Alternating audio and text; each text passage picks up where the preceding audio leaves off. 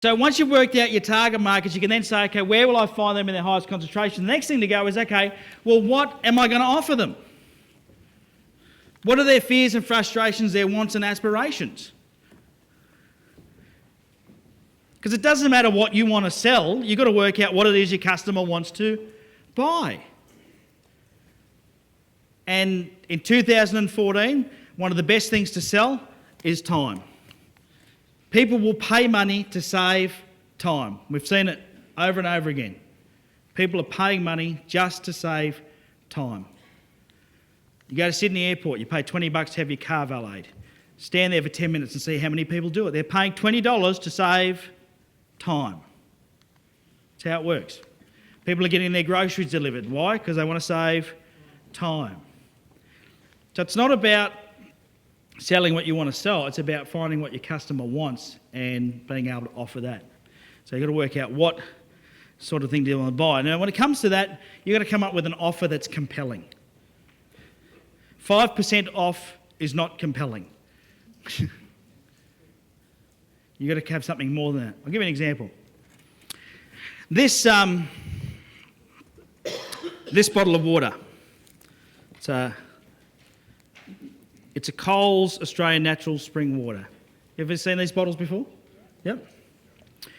I'm going to sell this bottle of water. It's a valuable bottle. It's 100% satisfied or 100% refund. I'm not going to give you that guarantee today on this bottle of water. But I'm going to sell this bottle of water for $100. Who's going to buy it off me? Huh? A guy in a desert with no water might. But here today, who'd buy this bottle off me for $100? So it's not a very strong offer, is it? Why is that?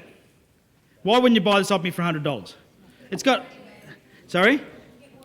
Because you can get water anywhere? And can you buy this somewhere else? For how much? For $1? Okay. So what I'm going to do with this bottle of water is I'm going to throw in my 2 CDs. They're worth $69 each. Let's call it $140 to be exact. So you get a $100 bottle of water with 2 free CDs. Who's buying it now? How many CDs are there? 2, just 2. So who'd buy this on me for $100? Well, come on. Who's coming up here with their $100? The deal's here. Bring your $100 up. I'll get you up here a bit quicker. I'm going to also include this $495 DVD set with this $100 bottle of water. Where's your $100? Oh, how's this?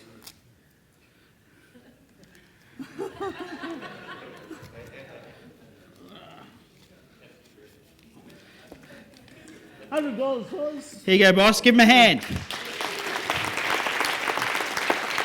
Enjoy your $100 bottle of water. Thank you. And enjoy watching and listening to those two. I will. Thank you.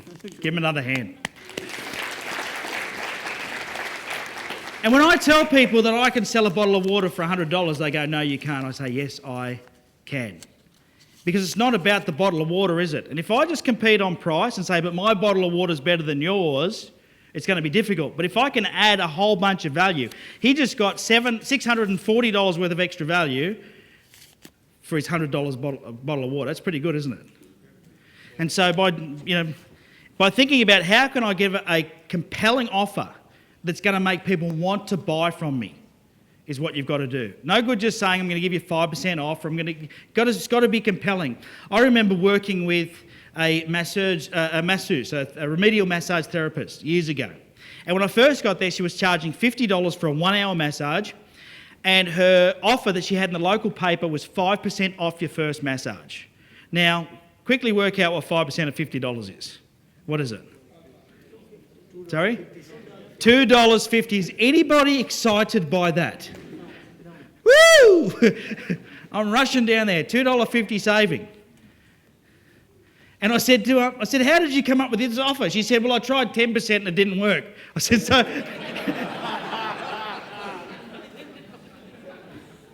Right. So I said, okay, let's make a couple of changes. I said, first thing, we're going to make it $60 for an hour. Shrieked. I said, let's just stick with me. $60 for an hour. I said, the second thing I want to do, I said, what else have you got here that you sell? Run me through every product and service that you sell. And she took me through everything. And one of the things that she said that people love was this essential oils. And she was so proud of this essential oils. She brought it in these big bottles and she crafted it and she, hung it in the shadow of 3 zombies for 4 days and, smoked incense over it until it smelt beautiful. And then she bottled it. And she had her own label, very proud of this brand. And people were paying around about $9.95 for a bottle of this essential oils. Now, you know the stuff I'm talking about. You put it in above a candle and it burns and it smells beautiful, right? Anyway, so I said, all right, so you've got these essential oils. Normally it's $9.95 a bottle. I said, how much does it cost you for this oil? She said, I don't know. I said, well, let's work it out. She used to buy it in these big 20-litre drums. And we worked out that for one bottle, it was around about $1.80, including the label, the bottle, everything. For pretty good margin, really. So I said, okay. I said, how many of your customers buy? She said, our customers love them. I said, well, why don't we let's put together a pack of 3 essential oils. So it's $9.95 for one, or it's $26.95 for 3 different smells, fragrances, or whatever you call it. Remember, we put a price up to $60. It's costing her $5.40.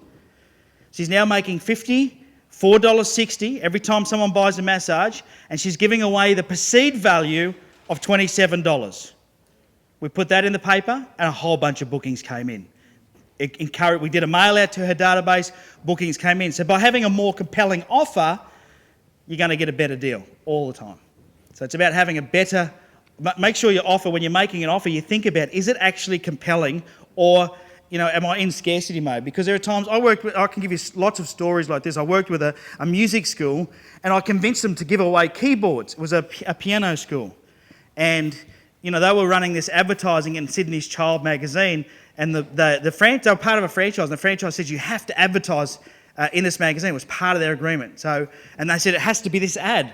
And when I said, I don't like that ad, I want to rewrite the ad, they said, no, we can't. We're not allowed to. And I said, well, just tell them that we're going to rewrite the ad. And we just did it anyway. And I got them in touch with Yamaha. Yamaha was sell keyboards. And we did a deal with Yamaha. We did a deal with Yamaha where we got 20 keyboards at a time for $100 each. Now, when you're getting your kid to go and learn piano, what do you need at home?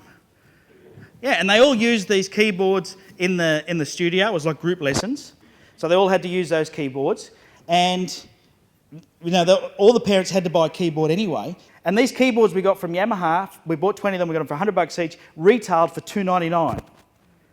So straight away we put the price up. We said you've got to lock in for 12 months and you get a free $300 keyboard. Now it freaked the owner of the business out in the beginning, but when I showed them the reduction in the acquisition cost per customer, they realised that it was a great benefit to do that. All of a sudden, they had people signing up in droves and locking in for 12 months, because the second problem they had was that people didn't stay for a full year. Who's got kids?